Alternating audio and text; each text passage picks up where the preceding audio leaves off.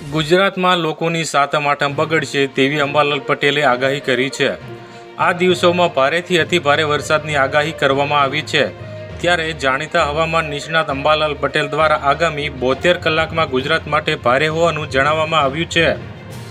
એટલે કે આગામી 26 ઓગસ્ટ સુધી રાજ્યમાં ભારેથી અતિભારે વરસાદ પડી શકે છે।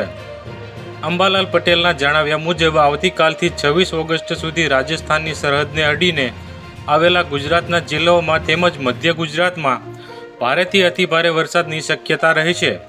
આ દરમિયાન કેટલાક ભાગોમાં પૂર પણ આવી શકે છે।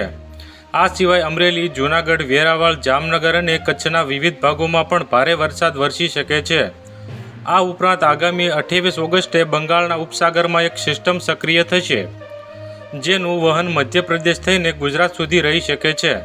જે બાદ 6 સપ્ટેમ્બરની આસપાસ પણ બંગાળના ઉપસાગરમાં વધુ એક સિસ્ટમ બનશે, જેનું વહન ગુજરાત તરફ આગળ વધશે, જેના કારણે 10 સપ્ટેમ્બર સુધી રાજ્યના વિવિધ ભાગોમાં વરસાદ પડી શકે છે।